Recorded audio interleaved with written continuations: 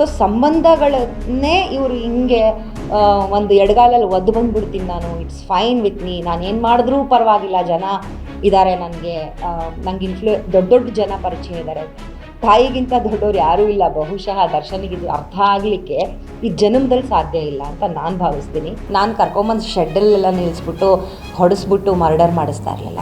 ನಾನು ದರ್ಶನ್ ಅಣ್ಣನ ತೋರಿಸ್ತೀನಿ, ಬಾಸ್ನ ತೋರಿಸ್ತೀನಿ, ಬಾ ಅವ್ರ ಜೊತೆ ಒಂದು ಫೋಟೋ ತೆಗೆಸ್ತೀನಿ, ಬಾ ದರ್ಶನ್ ಅಣ್ಣಂಗೋಸ್ಕರ ಒಬ್ಬನ್ನ ನೀನು ಹೊಡಿಯಲ್ವಾ, ನೀನು ಹೊಡೆದ್ರೆ ನಿಂಗೊಂದು ಫೋಟೋ ಅಂತ ಹೇಳಿ ಕರ್ಕೊಂಡು ಹೋದವ್ರಿಗೆ ಈಗ ಜೈಲ್ ಸೇರೋ ಹಂಗಾಗಿದೆ ಅಂತಂದರೆ ಒಂದು ಮಾದರಿ ಆಗಬೇಕಾಗಿರೋ ದರ್ಶನ್ನು ಈ ಥರ ಜೈಲಿಗೆ ಕರ್ಕೊಂಡೋಗಿ ಕೂರಿಸ್ಕೊಂಡ್ಬಿಟ್ಟು ನನ್ನ ಬಿಟ್ಬಿಡಿ, ನಾನು ಹೋಗ್ಬಿಡ್ತೀನಿ, ಇವ್ರನ್ನ ತಗ್ಲಾಕಿ ಪರವಾಗಿಲ್ಲ.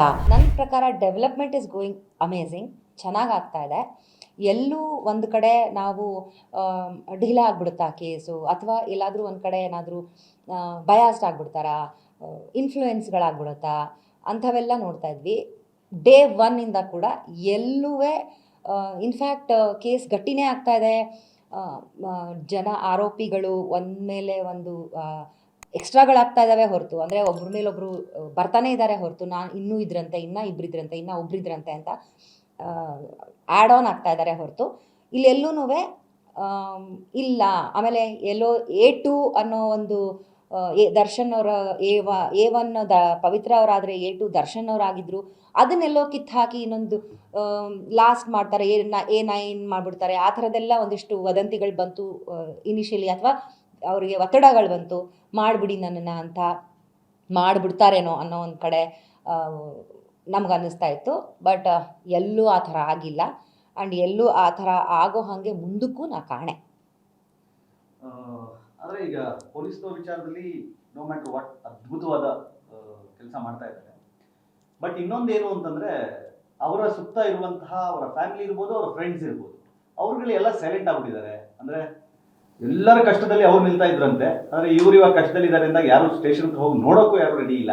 ವೈ, ಏನಾಗಿರ್ಬೋದು? It is very clear that Darshan ಅನ್ನೋ ಒಂದು ವ್ಯಕ್ತಿಯ ಸ್ವಭಾವ ನಾವು ಗಮನಿಸ್ತಾ ಬಂದಿದ್ದೀವಿ, ಅಂದರೆ ಸೀರೀಸಲ್ಲಿ ಗಮನಿಸ್ತಾ ಬಂದಿದ್ದೀವಿ, ಅವರ ವರ್ತನೆನ ನಾವು ಗಮನಿಸ್ತಾ ಬಂದಿದ್ದೀವಿ. Not very pleasing, not very it's okay, ಏನೋ ಹಿಂಗೆ ಮಾಡಿಬಿಟ್ಟಿದ್ದಾರೆ, ನೆಕ್ಸ್ಟ್ ಟೈಮ್ ಸ್ವಂತ ತಾಯಿ ನನ್ನ ಮಗ ಹಿಂಗೆ ಮಾಡಿಬಿಟ್ಟಿದ್ದಾನೆ, ಪರವಾಗಿಲ್ಲ ಬಿಡು ಅಂತ ಹೇಳೋಕ್ಕೆ ಸಾಧ್ಯ ಆಗದೇ ಇರೋ ಅಂಥ ಕೃತ್ಯಗಳನ್ನು ಮಾಡಿ ಬಂದಿದ್ದಾರೆ ಅವರು.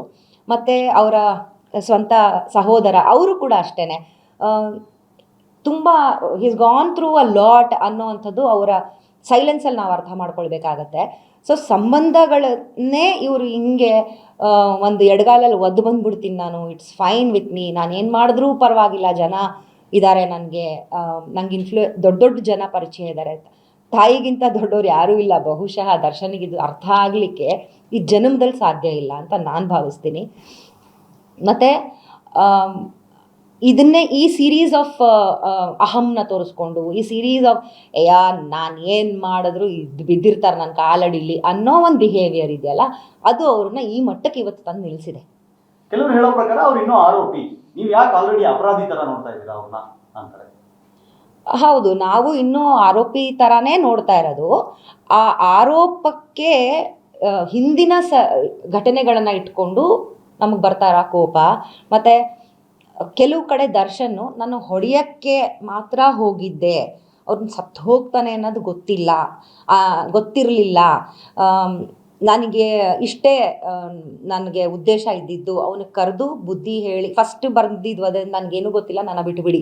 ಇಲ್ಲಿದ್ದಿದ್ದು ದರ್ಶನು ಇವಾಗ ಹೌದು ನಾನು ಕರೆದೆ, ಅವನ್ನ ಹೊಡೆದೆ, ಬಟ್ ಅವ್ನು ಸತ್ತೋಗ್ತಾನೆ ಅಂತ ನನಗೆ ಗೊತ್ತಿರಲಿಲ್ಲ, ನಾನು ಹೊಡೆದಿದ್ದಕ್ಕೆ ಸತ್ತ ಅಂತ ಅವರೆಲ್ಲೂ ಹೇಳಿಲ್ಲ, ಇನ್ನೂ ಆರೋಪಿ ಸ್ಥಾನದಲ್ಲೇ ಇದ್ದಾರೆ, ಪ್ರೂವ್ ಆಗಬೇಕು, all said and done. But ಆ ಮನಸ್ಥಿತಿ ಇದೆಯಲ್ಲ, ದಟ್ ಈಸ್ ನಮ್ಮನ್ನು ಅವ್ರನ್ನ ಹಾಗೆ ಮಾತಾಡ್ಸಂಗೆ, ನಮ್ಮ ಬಾಯಿಂದ ಹಂಗೆ ಬರೋ ಹಂಗೆ ಮಾಡ್ತಿದ್ದೆ. ಎಲ್ಲೂ ನಾವು ಅವನ ಅಪರಾಧಿ ಅಂತ ಇವಾಗೂ ಹೇಳಿಲ್ಲ, ಯಾರೂ ಹೇಳೋದು ಸಾಧ್ಯನೂ ಇಲ್ಲ, ಅದು ನ್ಯಾಯಾಲಯ ಹೇಳಬೇಕು.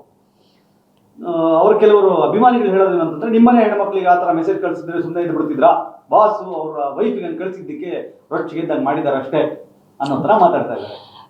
ಅದನ್ನು ನನಗೂ ಆ ಕಮೆಂಟ್ ಬಂದಿದೆ, ನಿನಗೆ ಕಳಿಸಿದ್ರೆ ನೀನು ಸುಮ್ಮನಿರ್ತಿದ್ಯಾ ಭಾವನಾ ಬೆಳಗೆರೆ ಅಂತೆಲ್ಲ ಬಂದಿದೆ ನನಗೆ.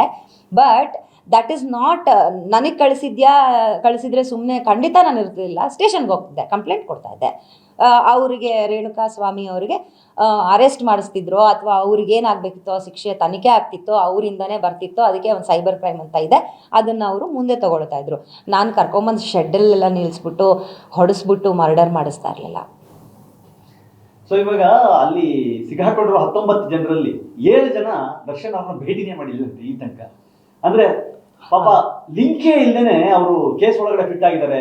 A7 ಅನು ಅನ್ನೋ ಅವ್ರ ತಂದೆ ಹೃದಯಾಘಾತದಿಂದ ಸತ್ತೋಗಿದ್ದಾರೆ. ಅಂದ್ರೆ mistake of a person made so many people suffer.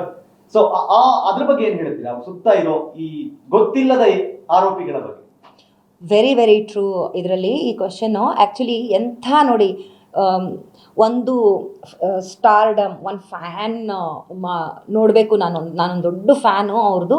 ನಾನು ಅವ್ರನ್ನ ನೋಡಬೇಕು ನಾನು ದರ್ಶನ್ ಅಣ್ಣನ ತೋರಿಸ್ತೀನಿ, ಬಾಸ್ನ ತೋರಿಸ್ತೀನಿ, ಬಾ ಅವ್ರ ಜೊತೆ ಒಂದು ಫೋಟೋ ತೆಗೆಸ್ತೀನಿ, ಬಾ ದರ್ಶನ್ ಅಣ್ಣಂಗೋಸ್ಕರ ಒಬ್ಬನ್ನ ನೀನು ಹೊಡಿಯಲ್ವಾ, ನೀನು ಹೊಡೆದ್ರೆ ನಿಂಗೆ ಒಂದು ಫೋಟೋ ಅಂತ ಹೇಳಿ ಕರ್ಕೊಂಡು ಹೋದವ್ರಿಗೆ ಈಗ ಜೈಲ್ ಸೇರೋ ಹಂಗಾಗಿದೆ ಅಂತಂದರೆ ಇದು ಎಂಥ ಸ್ಟುಪಿಡಿಟಿ ಅಂತ ನಾನು ಹೇಳ್ತೀನಿ. ಆ್ಯಂಡ್ ಅವ್ರುಗಳು ಅವ್ರ ಫ್ಯಾಮಿಲಿ ಏನು ಮಾಡಬೇಕು, ಅವರೆಲ್ಲ ಎಂಥೆಂಥವ್ರು ನೋಡಿ, ಎಲ್ಲ ಆಟೋ ಡ್ರೈವರ್ಸು, ಗಾರೆ ಕೆಲಸ ಮಾಡೋರು, ಎಲ್ಲ ಕಡ್ಬಡವರು ರೀ ಅವರು. ಅವ್ರ ಮನೆಯವ್ರ ಗೋಲ್ಡ್ ನೋಡೋಕ್ಕಾಗ್ತಾ ಇದೆಯಾ ಇವಾಗ? ಎಲ್ಲ ಅವರು ನಮ್ಮ ಮಗ ಅಂಥವನಲ್ಲ, ನಮ್ಮ ಮಗ ಇಂಥವನಲ್ಲ, ನಮ್ಮ ಮಗ ಕೊಲೆಗಡುಕನೇ ಅಲ್ಲ. ಹೌದು ಸ್ವಾಮಿ, ನಿಮ್ಮ ಮಗ ಕೊಲೆಗಡುಕ ಅಲ್ಲ. ಆದರೆ ನೋಡಿ, ಒಂದು ಫೋಟೋಗೋಸ್ಕರ ಇಂಥ ಹಗರಣ, ಒಂದು ಕೊಲೆ ನಡೆದು ಹೋಗ್ಬಿಡುತ್ತೆ ಅಂತಂದರೆ ಅದನ್ನು ಮಾಡಿಸ್ತಾ ಇರೋ ಬಾಸು ಮೆಂಟಾಲಿಟಿ ಏನಾಗಿರಬೇಡ. ಆ್ಯಂಡ್ ಐ ರಿಯಲಿ ದರ್ಶನ್ ಅವರು ಒಂದು ಕ್ಷಣ ಯೋಚನೆ ಮಾಡಬೇಕಾಗಿತ್ತು, ಬಾಸ್ ನಾನು ಇವರಿಗೆ ಅಂದರೆ ನನ್ನನ್ನು ಆ ಲೆಕ್ಕಕ್ಕಿಟ್ಟಿದ್ದಾರೆ, ನನ್ನ ಆ ಲೆವೆಲಿಗೆ ತೊಗೊಂಡು ಹೋಗ್ತಿದ್ದಾರೆ ಅಂತಂದರೆ ದರ್ಶನ್ ಒಂದು ಮಾದರಿ ಆಗಬೇಕಾಗಿರೋ ದರ್ಶನ್ನು ಈ ಥರ ಜೈಲಿಗೆ ಕರ್ಕೊಂಡೋಗಿ ಕೂರಿಸ್ಕೊಂಡ್ಬಿಟ್ಟು ನನ್ನ ಬಿಟ್ಬಿಡಿ, ನಾನು ಹೋಗ್ಬಿಡ್ತೀನಿ, ಇವ್ರನ್ನ ತಗ್ಲಾಕಿ ಪರವಾಗಿಲ್ಲ ಅಂತ ಹೇಳಿ ಇವಾಗ ಎಲ್ಲರೂ ಸ್ಲೇಟಲ್ಲಿ ಬರಬೇಕು. ಹಂಗೆ ಫೋಟೋ ದರ್ಶನ್ ಜೊತೆಗೆ ಸ್ಲೇಟ್ ಹಿಡ್ಕೊಂಡು ಫೋಟೋ ತೆಗೆಸ್ಕೋಬೇಕೀಗ, ಆ ರೇಂಜಿಗೆ ಮಾಡಿಟ್ಟು ಕೂತಿದ್ರೆ. Beet plus Karnataka.